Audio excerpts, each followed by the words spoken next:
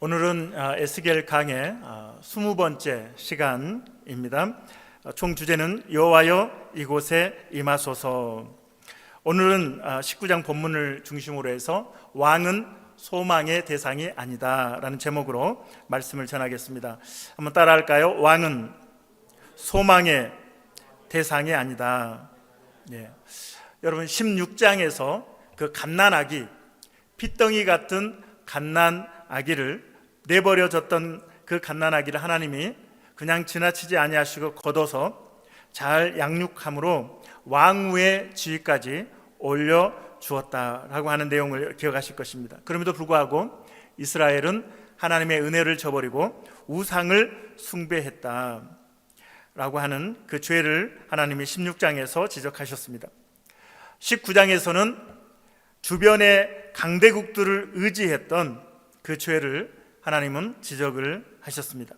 18장에서 지난주에는 아버지가 신포도를 먹었는데 아들의 이가 시다라고 하는 속담을 말씀하시면서 이 혈통, 조상을 의지했던 그 죄를 지적하셨습니다.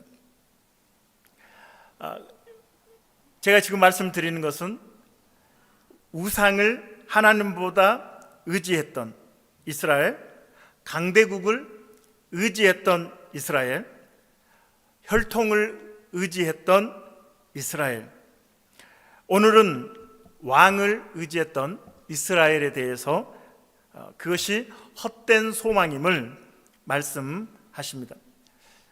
1912년에 타이타닉이 그 당시에 최고의 기술력으로 어마어마한 큰 배를 이제 만들었고 출항을 하게 될 때 사람들은 이 거대한 배를 보면서 이렇게 이야기했습니다.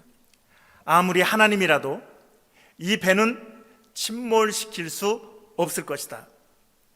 하나님이라도 이 배를 침몰시킬 수 없을 것이라고 그렇게 장담을 했고 기대를 했습니다. 하지만 빙산에 부딪혀서 침몰하고 말았습니다.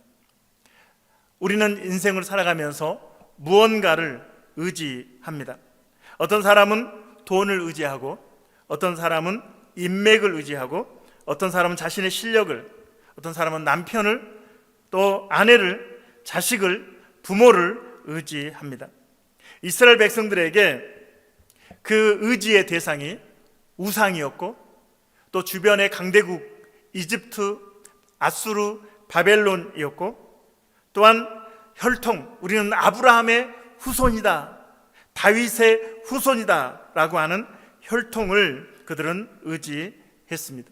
그리고 왕, 우리에게는 왕이 있다, 권력의 최고봉인 왕을 의지했던 것이죠. 그런데 하나님께서는 그 의지하는 것들이 헛됨을 계속해서 말씀하고 있는 것입니다.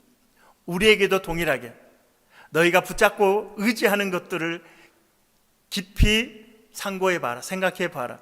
과연 그것이 너에게 영원한 생명을 주는 것이냐, 그것이 정말 유익한 것이냐. 정확하게 하나님은 계속해서 말씀하시면서 그것 때문에 너의 인생이 파멸을 당하고 있다, 그것 때문에 너의 인생이 멸망으로 이끌어지고 있다, 그것 때문에 너의 인생이 오히려 무너지고 있다라고 하는 사실을 계속해서 메시지를 주고 있는 것입니다. 독을 품고 그 독을 품고 있는 채로 살 수 없다고 말씀하고 있는 거예요. 너가 품고 있는 것, 그 독이 너에게 중독돼서 그것이 너의 인생을 무너뜨릴 것이기 때문에 그 위험성을 하나님은 계속해서 지적하시면서 생명의 주님이신 하나님께로 나오라고 계속해서 말씀하시는 것입니다. 할렐루야. 하나님께로 돌아오라. 이스라엘은 이 사사 시대가 있었습니다. 왕이 없던 시대죠. 그래서 왕이 없이 하나님께서 직접 이스라엘을 다스렸습니다. 그것을 신정국가라고 그러죠. 이제 왕이 다스리는 국가를 왕정국가라고 그러고, 하나님이 직접 통치하실 때 그 국가를 국가 정치 체제를 신정국가라고 이렇게 부릅니다. 사사들을 세워서 하나님께서 직접 이스라엘을 통치하실 때 주변의 나라들은 왕이 있었습니다. 이스라엘 백성들이 생각할 때 우리에게도 저렇게 용감한, 용맹한 왕이 있었으면 좋겠다. 그래서 그때 당시에 선지자가 사무엘 선지자인데, 우리에게도 왕을 세워주시오. 우리에게도 왕을 세워주시오. 그것은 무엇을 이야기합니까? 하나님은 보이지 않고 하나님을 믿을 수 없고 하나님으로는 만족할 수 없기 때문에 눈에 보이는, 우리를 지켜주고 우리를 보호해주고 우리를 위해서 싸워줄 왕을 우리가 원합니다. 왕을 우리에게 보내주십시오. 왕을 우리에게 세워주십시오 라고 강력하게 요구를 하게 됩니다. 그러자 하나님께서 내가 너희에게 왕을 세워줄 텐데, 그러나 이건 너희가 알아야 돼. 왕을 세우면 그 대가가 얼마나, 너희가 엄청난 대가를 지불해야 되는지를 기억하거라 라고 하면서 사무엘상 8장에서 그 대가를 나열을 하고 계시는데, 왕은 너희들의 백성들의 아들들을 데려다가 말과 병거를 관리하게 하는 종을 삼게 될 것이며, 군대를 이루기 위해서 너희 아들들을 동원하게 될 것이고, 또한 너희 아들들을 종으로 삼아서 왕의 땅을 관리하고 농사도 짓게 할 것이며, 무기를 만드는 일을 시킬 것이고, 또한 딸들은 향료를 만드는 자와 요리하는 자와 떡 굽는 자를 삼을 것이며, 백성들은 재산의 10분의 1을 왕에게 바치게 될 것이다. 이어서 이제 16절부터 18절까지 이어지는 내용인데 한번 보시겠어요? 같이 읽겠습니다. 자, 16절 시작. 그가, 왕이 또 너희 백성의 노비와 가장 아름다운 소년과 나귀들을 끌어다가 자기 일을 시킬 것이며, 너희의 양떼의 10분의 1을 거두어 가리니 너희가 그의 종이 될 것이라. 18절. 그날에 너희는 너희가 택한 왕으로 말미암아 부르짖되 그날에 여호와께서 너희에게 응답하지 아니하시리라 하니. 이스라엘이 왕을 구했는데, 너희들 모르는 소리 하지 마. 왕을 세우면 그 왕을 유지하기 위해서, 왕권을 유지하기 위해서 너희가 얼마나 많은 희생과 대가를 지불해야 되는지 너희들은 짐작도 못할 거야. 너희가 원하는 대로 왕을 세워주겠지만 왕은 너희에게 고통을 더할 뿐일 텐데 그때 내게 부르짖어도 내가 응답하지 않을 거야 라고 하나님이 말씀하시는 것입니다. 하나님 됐고요, 우리에게는 보이는 왕을 허락해 주세요. 그래서 하나님께서는 사울 왕을 일대 왕으로 세워주시죠. 그러나 이스라엘의 수많은 왕들 중에 선한 왕, 의로운 왕은 5손가락에 꽂을 정도로 작고, 대부분의 왕들은 악한 왕들이었습니다. 그리고 그 악한 왕들은 백성들에게 강포를 행하고 백성들을 괴롭히면서 노동력을 착취하고 재물을 빼앗고, 그리고 우상을 숭배하는 데 앞장서면서 이스라엘을 멸망으로 이끌어가는 주범이 바로 이 왕들이었다라고 하는 것입니다. 오늘 본문 에스겔 19장에서는 이제 그 남유다의 마지막 3명의 왕을 이야기하고 있는데, 남유다의 마지막 3명의 왕에 대한 애가를 부르도록 에스겔에게 하나님 말씀을 하고 있습니다. 이 애가는 장례가 났을 때, 사람이 죽었을 때 부르는 그런 슬픈 노래가 애가가 되겠습니다. 그런데 이 3명의 왕을 이제 계속해서 말씀을 하시는데, 3명의 왕 중에 죽은 왕도 있지만 아직 살아있는 왕도 있었어요. 살아있는 왕도 있는데 하나님이 애가를 불러라, 죽은 셈 치고, 그래서 그 왕도 비참하게 죽을 것을 애가를 통해서 하나님이 애언적으로 말씀하고 있는 것이죠. 하나님께서는 백성들이 그렇게도 원했던 왕을 세워주셨고, 백성들은 그 왕을 기대했지만, 그러나 그 왕들은 결국 나라를 멸망으로 가는데 앞장섰고 백성들을 비참하게 살아가도록 이끌게 되었다라고 하는 것이 오늘 본문의 애가의 내용이 되겠습니다. 자, 그러면 이 세 명, 유다의 마지막 3명 왕은 누구일까요? 먼저 한번 보여주세요.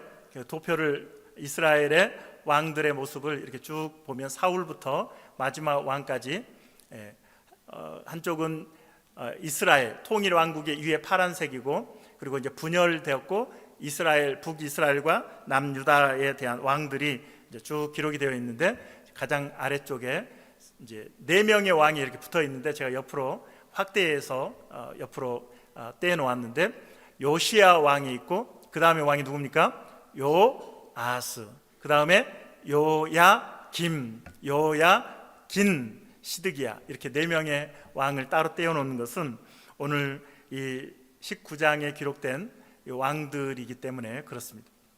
요시야 왕은 이제 악한 왕은 아니고 몇 명 안 되는 남유다의 선한 왕, 의로운 왕, 종교 개혁을 하고 하나님께서 인정하시는 전무후무한 선한 왕이 요시야입니다. 그리고 그 아들이 요아스, 그리고 이제 시드기야, 요야김, 시드기야가 이제 그 아들 손주들이 이렇게 왕으로 등극하게 되는데, 요아스가 17대 왕입니다. 요시야가 16대 왕, 요아스가 17대 왕, 요야김이 몇 대 왕이겠습니까? 18대 왕. 요야긴, 이름이 어렵죠. 뭐 김이니 긴이니 뭐 그렇게 기억할 필요는 없고 느낌만 여러분들이 좀 느끼면 되겠습니다. 자, 요야긴은 19대 왕, 시드기야는 20대 왕이 되겠습니다. 20대 왕 시드기야는 요야긴의 삼촌입니다. 그리고 이 요야김의 형제가 되겠습니다. 자, 이러한 이제 왕들을 머리에 놓고 한번 생각해 볼 때 첫 번째로 다룰 사람은 요아스입니다. 한번 따라하겠습니다. 요아스, 몇 대 왕이라고 했습니까? 17대 왕이라고 제가 말씀을 드렸습니다. 요시야 아버지는 선한 왕이었지만 요아스는 아버지처럼 살지 않고 악한 왕이었습니다. 그리고 왕이 된 지 3개월 만에 애굽의 파라오 느고가 침략을 해와서 그를 포로로 잡아가 버립니다. 그 내용을 애가로 표현한 것이 1절부터 4절입니다. 2절부터 4절인데 1절부터 읽겠습니다. 자, 1절 시작. 너는 이스라엘 고관들을 위하여 애가를 지어 부르라. 내 어머니는 무엇이냐? 암사자라. 여기서 내 어머니는 암사자라, 이것은 남유다 나라를 의미하는 것입니다. 그가 사자들 가운데 엎드려 젊은 사자 중에서 그 새끼를 기르는데, 왕제들이겠죠. 왕자들. 3절 그 새끼 하나를 키우매 젊은 사자가 되어 요아스입니다. 요아스 17대 왕, 젊은 사자가 되어 먹이 물어 뜯기를 배워 사람을 삼키매 이방이 듣고 함정으로 그를 잡아 갈고리로 깨어 끌고 어디로 갔습니까?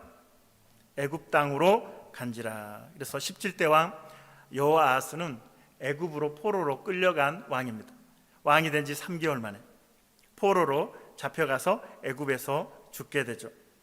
앞에서 말씀을 드렸지만 남유다라고 하는 이 암사자로 비유되는 남유다에서 한 젊은 사자를 키웠습니다. 왕으로 키웠습니다. 요아스입니다. 그런데 백성을 돌보기보다는 백성을 잡아먹는 폭정을 행한 왕이었다라고 이야기하고 있는 것이죠. 애굽의 파라오였던 느고가 그를 포로로 잡아가면서 이제 18대 왕 여호야김을 세우게 됩니다.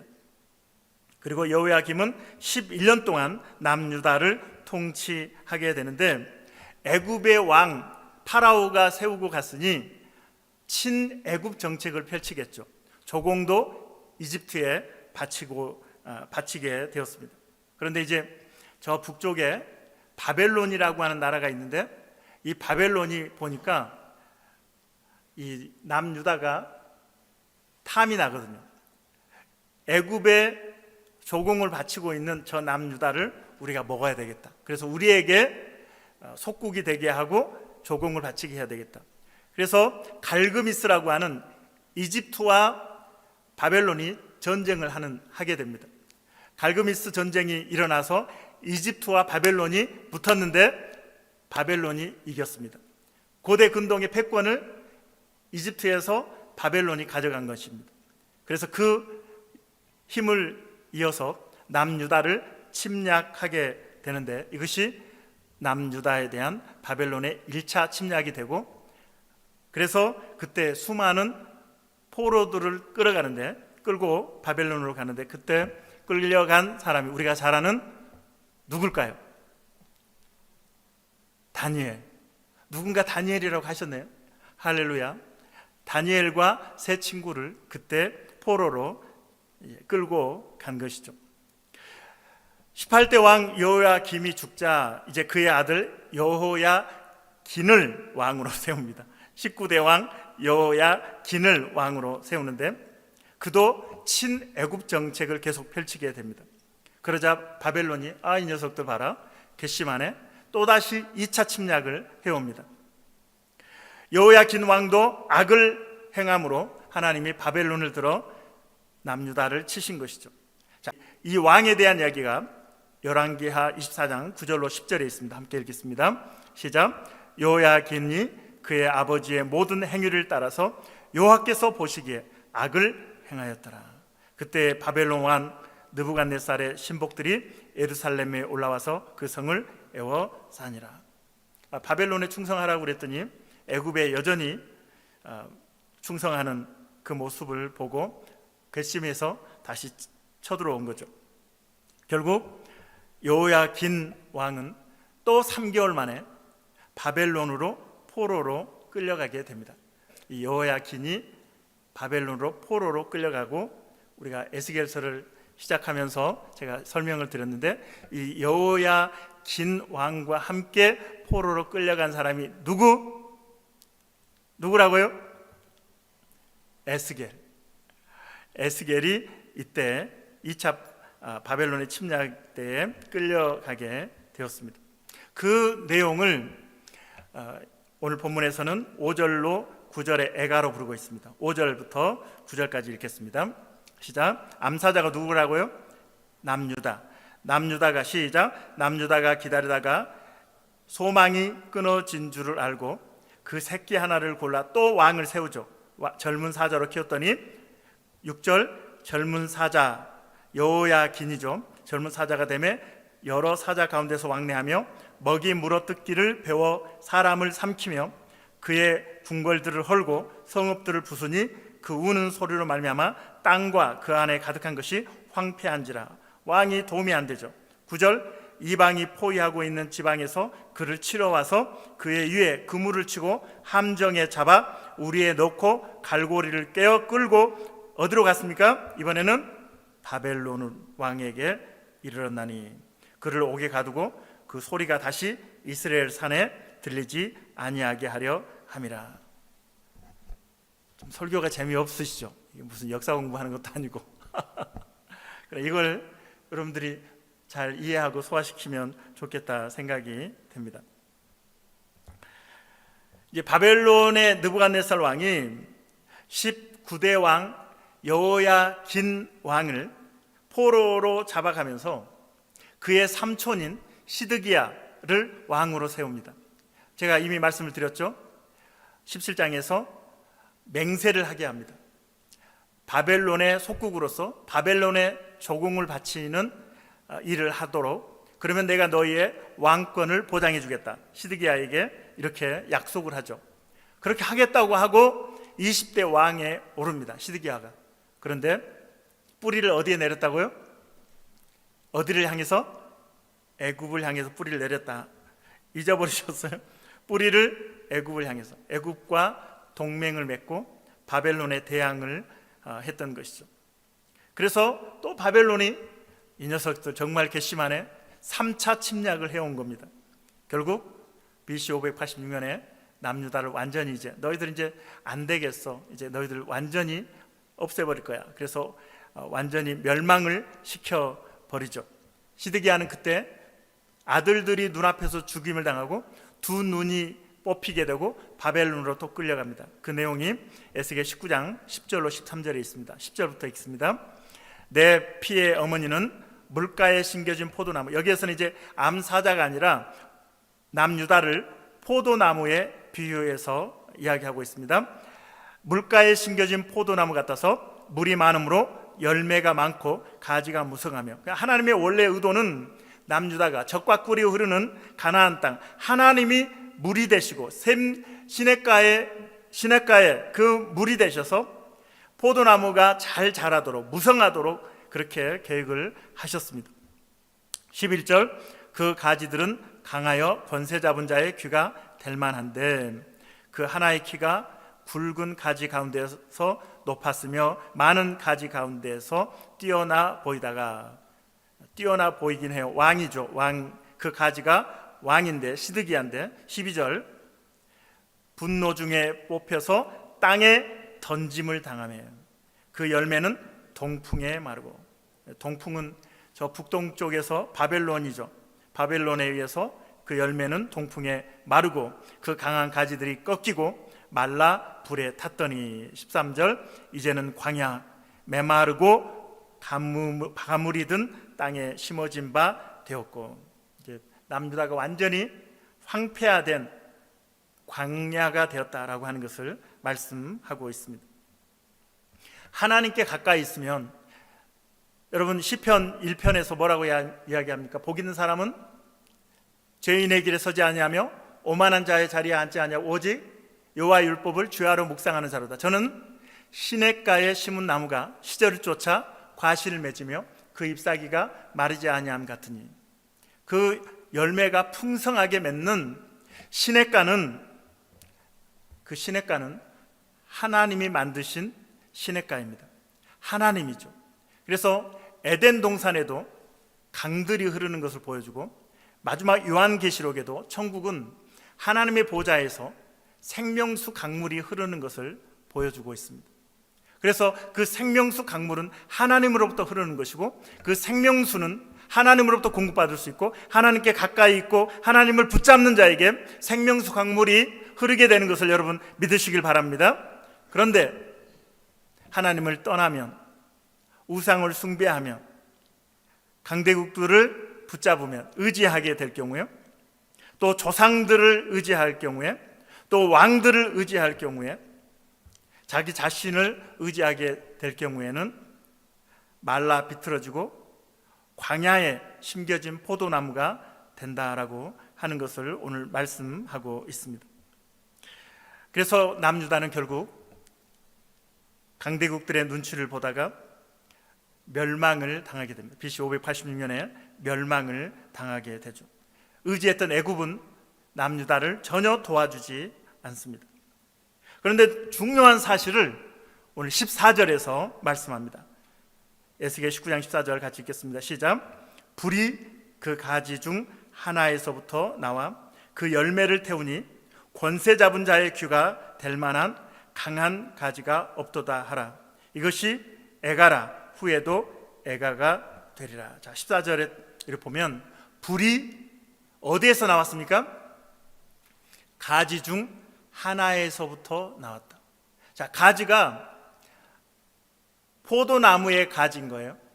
외부에서 위험 요소가 발생한 것이 아니라 남유다의 포도나무에서 그 가지가 왕이고, 그리고 시드기야 왕인 거죠. 그 가지가 나와서 그 불이 그 나무를 다 태워버렸다라고 이야기합니다.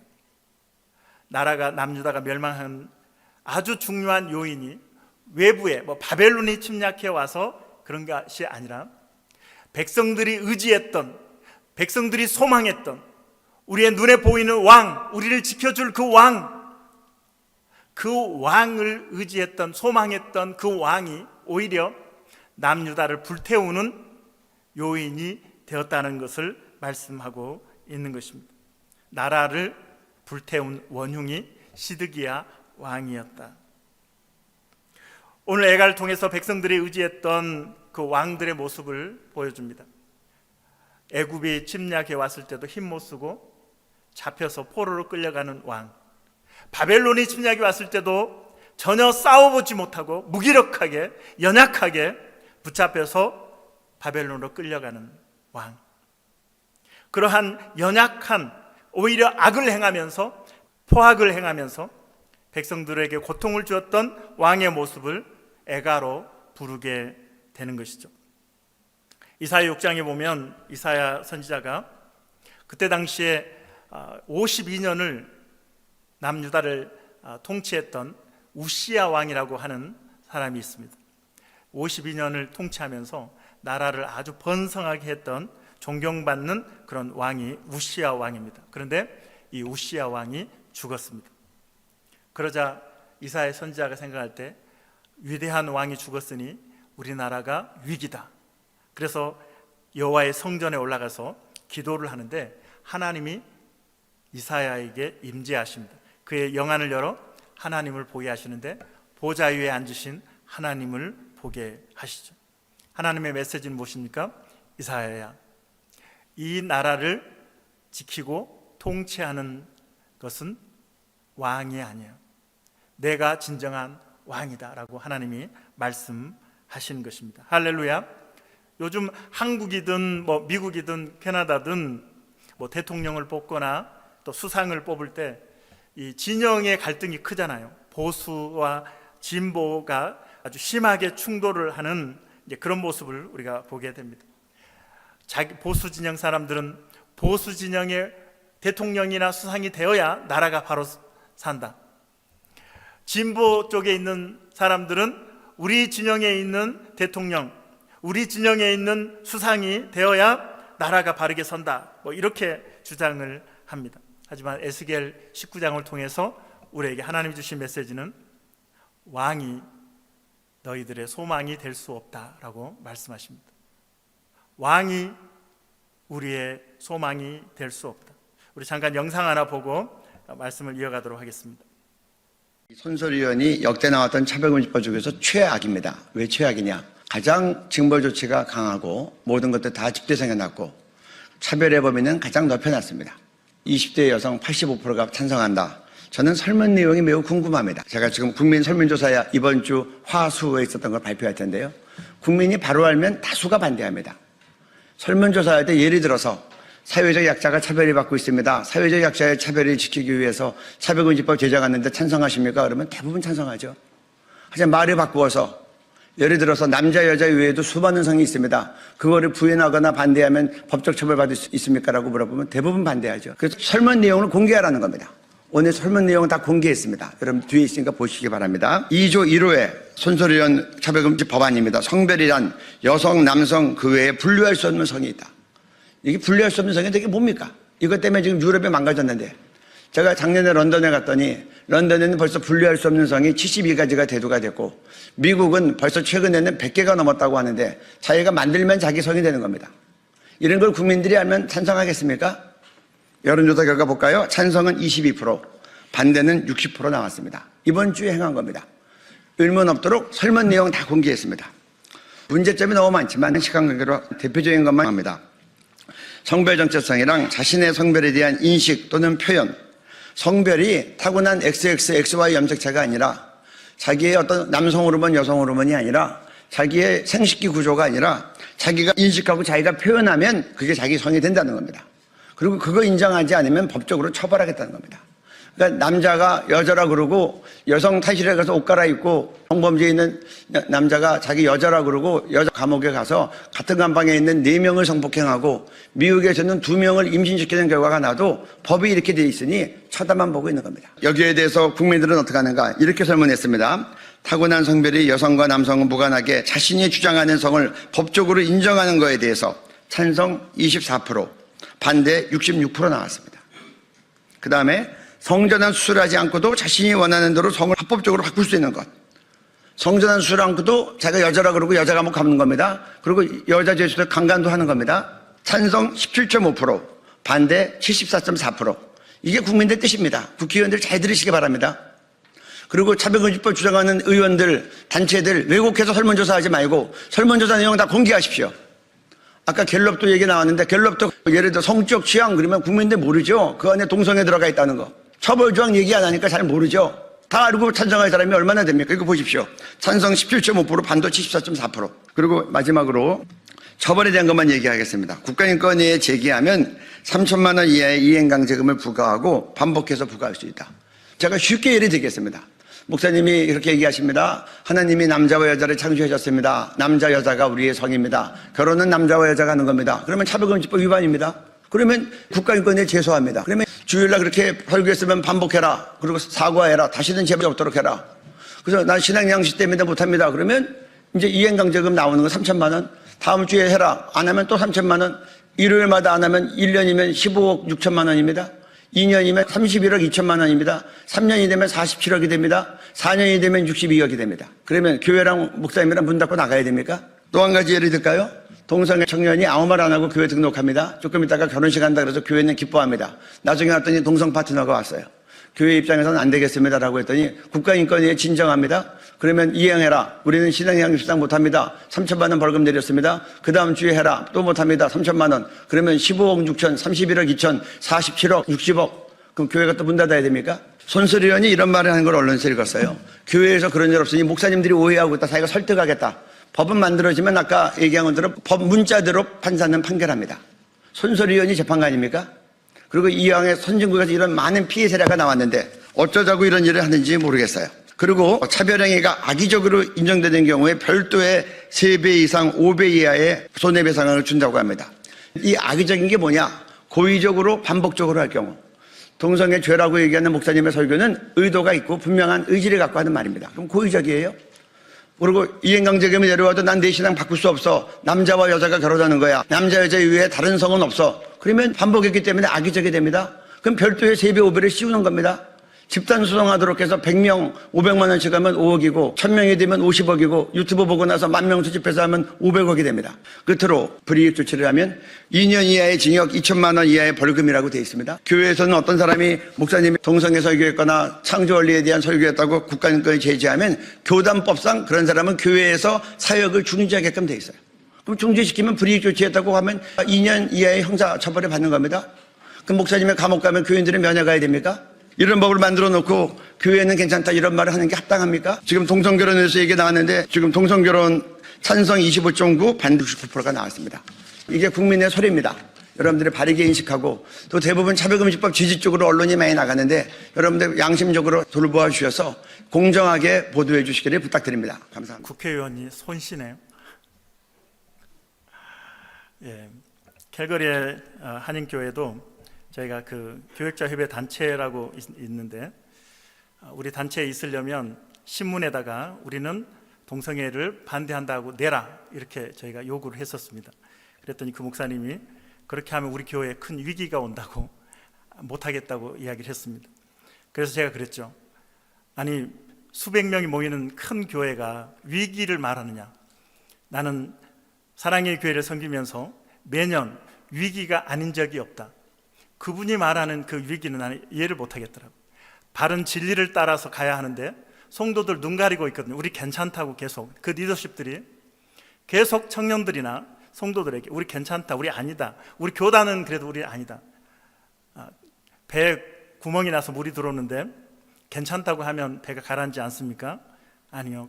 그건 죄이고 분명히 가라앉게 되어 있습니다. 우리는 의지하는 지도자가 오히려 우리를 무너뜨리고 있다는 것 우리는 잊지 않아야 합니다. 오직 우리가 의지할 분은 하나님이십니다. 할렐루야. 그래서 우리가 이 땅을 살아가면서 나만의 왕이 우리도 있습니다. 여러분들이 의지하는 여러분만의 왕들이 있을 수 있습니다. 결국 여러분이 의지하는 하나님이 아닌 다른 왕은 여러분을 태우는 불이 되어 돌아온다는 것을 여러분 기억하시기 바랍니다. 우리 예수님은 이 땅에 진정한 왕으로 오셨습니다. 할렐루야. 세상의 왕들은 백성들을 탄압하고 갈취하고 강포를 행하고 오히려 백성들에게 고통을 주고 나라를 무너지게 하고 하나님으로부터 멀어지게 했지만 우리 예수님은 당신의 생명을 내어주시며 십자가에 달려 피 흘려 죽으시면서 우리를 생명으로 인도해 주셨습니다. 할렐루야. 그래서 하나님께서는 지금 이스라엘이 586년에 멸망하잖아요, 남유다가. 그런데 열왕기하 25장에 보면 앞에서 19대 왕 여호야긴 왕이, 머리 아프시죠? 뭐 여호야김인지 여호야긴인지, 19대 왕이 바벨론으로 포로로 잡혀가서 37년 동안 감옥살이를 하는데, 그때에 놀랍게도 바벨론의 왕 에윌 무로닥이 감옥에 갇혀서 37년 동안 있던 여호야긴을, 그 왕족의 지위를 회복시켜주고 매일 자기와 함께 식사를 합니다. 그것은 무엇을 의미합니까? 우리가 마태복음 1장에 보면 예수님의 족보가 나오는데 바로 여고냐라고 하는 사람이 등장하는데 그게 19대 왕 여호야긴입니다. 포로로 잡혀갔지만 죽지 않고 바벨론 왕은 그를 회복시켜 주고 인정해 주면서 계속 아들을 낳게 되고 결국 누구에까지 옵니까? 요셉까지, 예수님의 육신의 아버지인 요셉까지 이어지게 되고, 예수님은 그렇게 해서 다윗의 후손으로 이 땅에 오신 것입니다. 하나님께서는 우리에게 세상의 왕은 너희가 의지할 소망의 대상이 아니다라고 말씀하시면서 하나님은 계속해서 구약과 신약을 통해서 저와 여러분에게 너희가 소망할 진정한 왕, 그분은 오직 예수 그리스도라고 우리에게 말씀하십니다. 할렐루야. 마지막으로 이 예화를 말씀드리고 오늘 말씀 마무리하도록 하겠습니다. 우리 찬양팀 앞으로 나오시기 바랍니다. 이 안개가 자욱한 이 밤에 바다 위에 한 군함이 항해를 하고 있었습니다. 사진 한번 보여주세요. 안개가 자욱해서 앞에 보니 불빛이 보였습니다. 그래서 무전을 보냅니다. 충돌 위험이 있으니 항로를 10도 변경하라. 그러자 상대방에서 답신이 왔습니다. 그쪽이 10도 변경하라. 화가 난 함장이 권위를 내세우며 말합니다. 나는 해군 제독이다. 당장 항로를 바꿔라. 그러자 저 맞은편 불빛에서 답신이 왔습니다. 나는 등대다. 여러분, 항공모함 어마어마하잖아요. 그러나 누가 항로를 바꿔야 됩니까? 등대가 바꿀 수 없죠. 항공모함이 바꿔야 하는 것이죠. 사랑하는 성도 여러분, 우리가 인생에서 우리의 항로를 하나님께로 바꿔야 합니다. 할렐루야. 그래서 우리의 인생에 광야가 있고 어려움을 하나님 주신 것은 너가 의지하는 거, 그게 너의 인생을 멸망으로 이끌어가는 원인이 될 수 있어. 하나님, 예수님을 붙잡으라고 우리에게 계속해서 말씀을 하고 있는 것입니다.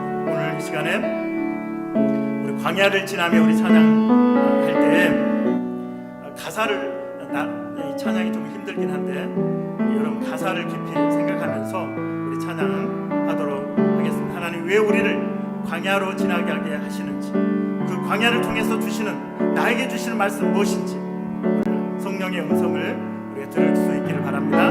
찬양합니다. 왜 나를 깊은 어둠 속에 홀로 두시는지.